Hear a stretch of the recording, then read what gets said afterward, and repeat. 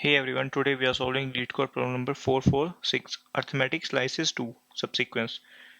So in this problem we are given an integer array nums and we have to return the number of all the arithmetic subsequences of this array.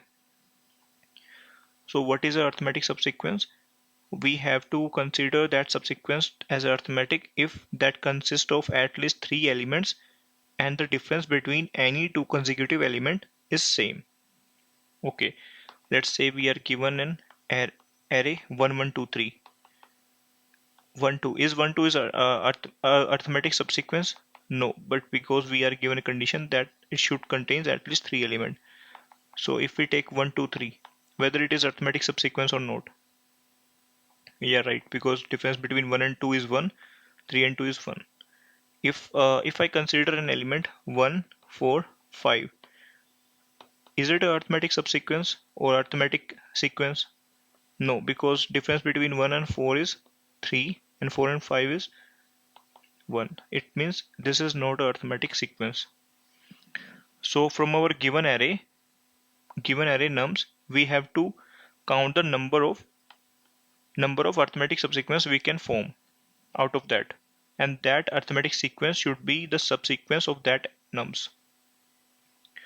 Okay, so let's go to our first approach, which is a brute force approach. In the brute force, let's say the array was given to us is 1 1 2 4 5. There won't be any arithmetic subsequence. Let's take another example. 1 1 2 3 5. So from this 1 2 3, this 1 2 3 is one sequence. This 1 2 3 is one arithmetic subsequence, like this. So how do we figure out that? So at every step, our index will go from 0 till n minus 1. At every step, we will have two possibilities: either exclude that element or include that element. And after this recursive call, ultimately once we have reached to the length of this array, we will check whether our temporary list we have captured so far is arithmetic or not. Okay, so in the brute force we are going to check all the subsequences whether it's arithmetic or not. And to generate all the subsequences we can use DFS. So what we are going to do is we are making a DFS call starting from index 0 till the index n minus 1. So at index 0 we have two possibility: either we exclude that element or we include that element. If we are excluding that element from our subsequence, it means we don't have to do anything at that step. We just move to the next call with index plus 1. So we are making index plus 1 and moving to the next call. If we are considering that element, we are going to add that element to our temporary list and making the call further, and after returning back from the recursion, we will also removing that from our temp directory so that we can use that temp among all the recursive calls. So at the step where our index is equal to n, at this step we can stop our recursion and we can check whether the elements in the temp is forming a arithmetic sequence or not. If elements in the temp list is forming as arithmetic sequence, so that temp is a arithmetic subsequence of given array, and we can count 1 to our answer. Okay, so what is the time complexity of this approach? Here at every step we are checking two possibilities, whether excluding or including, for every n element. So it's going to be 2 into 2 into 2 into till n, 2 raised to power n. So 2 raised to power n is the time complexity for checking all the possibilities. And what is n? N is the space complexity to store the elements in our temp directory. So this is the brute force to solve this question, but it is going to give me TLE because we are taking a lot of time to solve this problem. So what is the second approach? In the second approach, we are going to use a dynamic programming, bottom-up approach, where from a bigger given array, We will try to solve the smaller problem first and then move to the bigger problem step by step. And ultimately we will have the solution to this biggest problem. Let's say array given to us is 1, 1, 2, 3, 4, 5. Their indices would be 0, 1, 2, 3, 4, 5. What we have to figure out is like total number of arithmetic subsequences from this array, and the subsequence should be having minimum length of 3. Okay, if I have a look on this element itself, which is only having one element, can this contribute to my answer? So no, this cannot contribute to my answer because we need at least 3 elements for us. So the subsequences, arithmetic subsequences from this portion, that is from this subarray, is 0. Okay, now let's come to this subarray 1 and 1. Can this contribute to my answer? Uh, this cannot form the arithmetic subsequence, but this can contribute to my answer by knowing, because we have 1 1 at this position. This is forming 1 comma 1 as subarray. If I get another 1, it means the difference between these two elements is 0. These two elements will also be 0. This can form arithmetic subsequence. So these two first elements are not directly contributing to my answer, but indirectly they can be useful. So let's say we consider these two elements as a weak arithmetic subsequence. Weak arithmetic subsequence means that after we add one element, after a weak arithmetic subsequence, it will become arithmetic subsequence. So we can store these values. So if we are storing weak arithmetic subsequence at every position, so after that, let's say till at 1 we have one weak subsequence which is 1 and 1. At 1 zeroth index we have 0.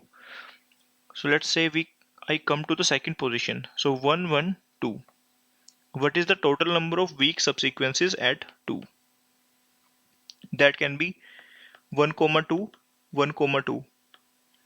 Considering 0th 1, first 1. We have two weak arithmetic subsequences. So after 2 onwards, if I see any element where the difference is equal to the difference of these, here the difference is 1, difference is 1. So if I take any element, let's say I took 3. So 3 and 2. From 3 and 2, the difference is 1. If I know that at 2 there are two weak subsequences where the difference is 1. So after if I append 3 after these weak arithmetic subsequences, I am going to get arithmetic subsequences. So at 2 we have two possibility, 1 2 1 2. Now after 2 I have stored these value already, that we have two possible consequences we can have at this position. So 3 onwards, if I consider 3 value and append that value after these two values, I'm going to get arithmetic subsequences which is 1 2 3 1 2 3. That is two arithmetic subsequence we can get.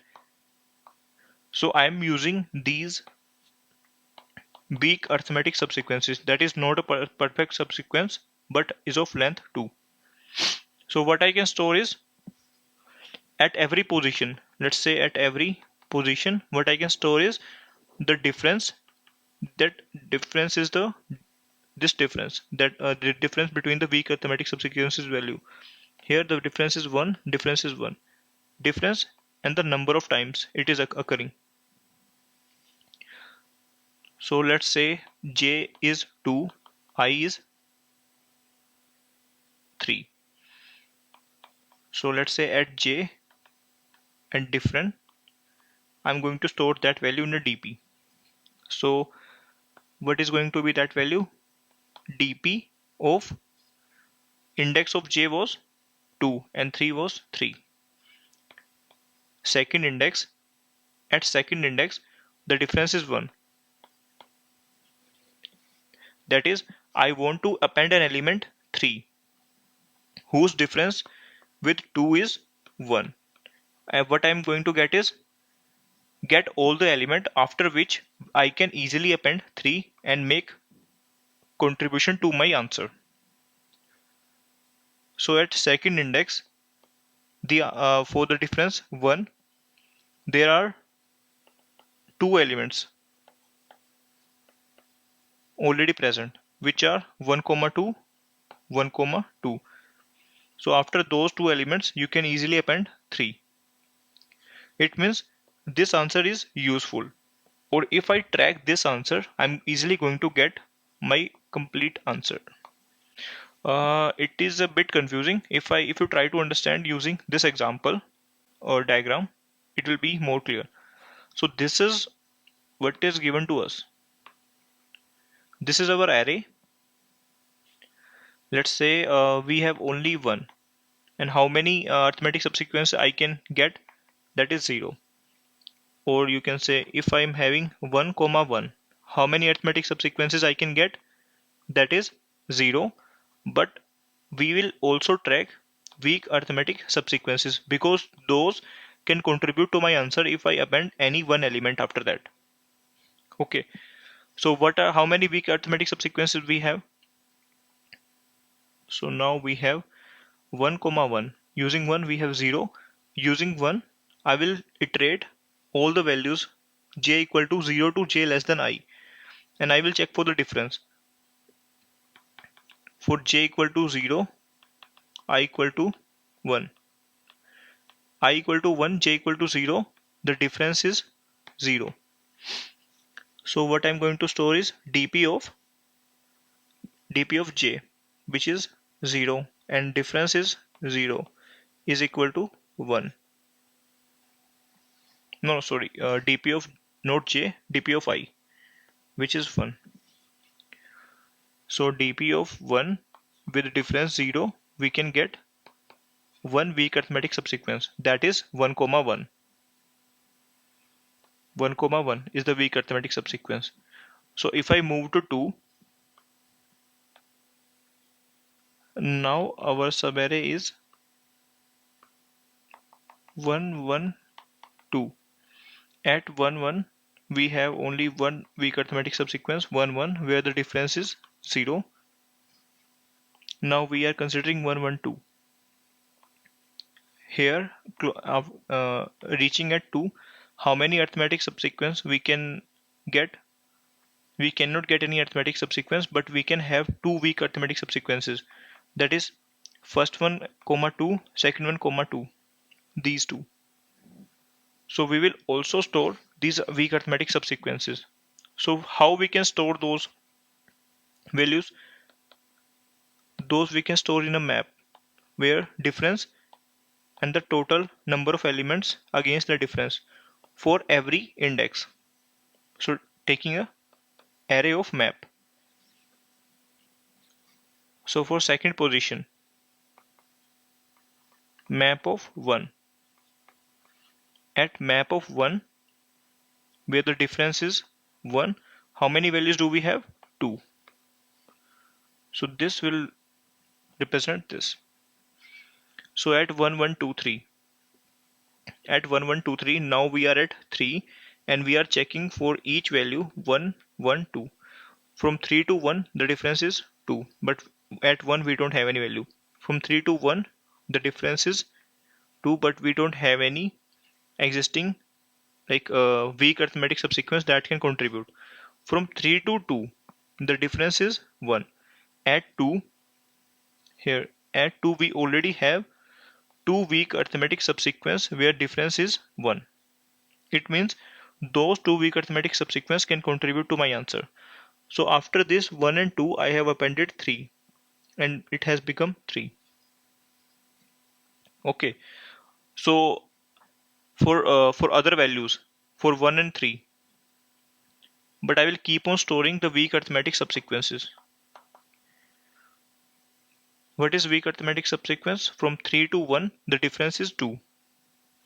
So I am storing dp of index of 3 is 0, 1, 2, 3. dp of 3.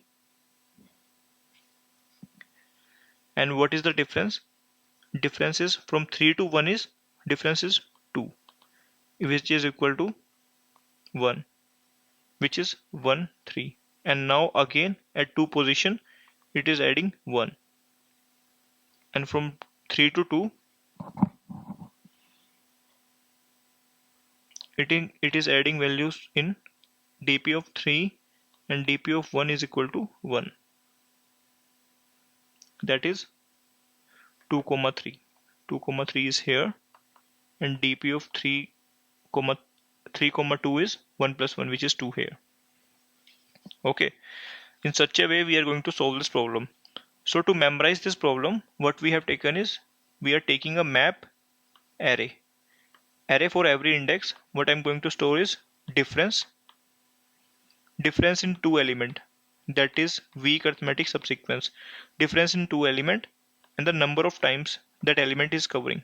So after, let's say till j, we have covered our problem.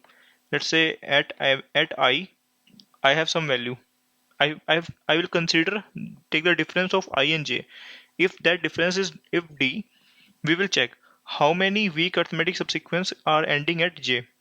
So that we can get from this map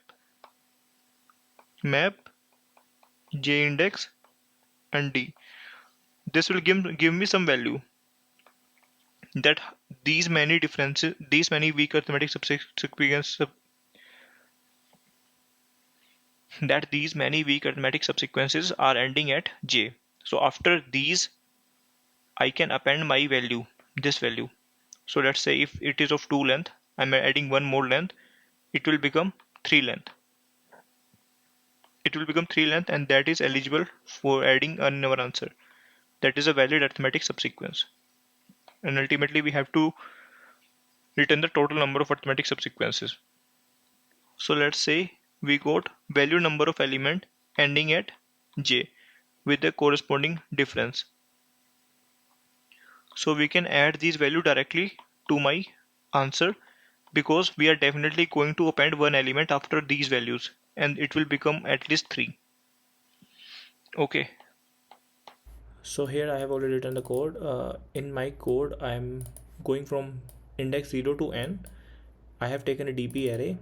For every index it is storing the pair and like mapping of difference and the total number of weak arithmetic subsequence ending at that. So initializing the dp array. So for every I will go from j equal to 0 to j less than I will capture the difference. And now I will see that at j index whether there are already weak arithmetic subsequences ending at that or not. If that is the case, let's say in 1 comma 2 comma 3 we are at 3 and we will check at 2. At 2 it is already stored that there is a subsequence of 1 or 2 with difference 1 is already stored at finishing at 2. So from 3 I will get to know at 2 there is 1 WAS with difference 1, and from 3 to 2 the difference is 1. So that WAS can be added and used at 3. So I will get that value, the WAS value ending at 2, and add the existing value to the ith index. Existing is nothing, like we are iterating j equal to 0 to j equal to 1. Let's say we have done something for j equal to 1, and then at j equal to 3 we are also appending. So we also keep track of existing values at I index. So we have taken the sum WAS ending at j with this difference and adding those value to my ith dp. And when are you updating the sum? We will update the value of sum whenever we are using any weak arithmetic subsequence. So let's say what is weak arithmetic subsequence? It is of length 2. So whenever we are using a WAS of length 2, it means that we are appending one more extra letter to that. After adding one more extra digit or maybe number, it is of length 3 at least. So that we can use in our answer. Okay, now let's try to submit it. On the sample test case, it is working fine. If I submit the problem,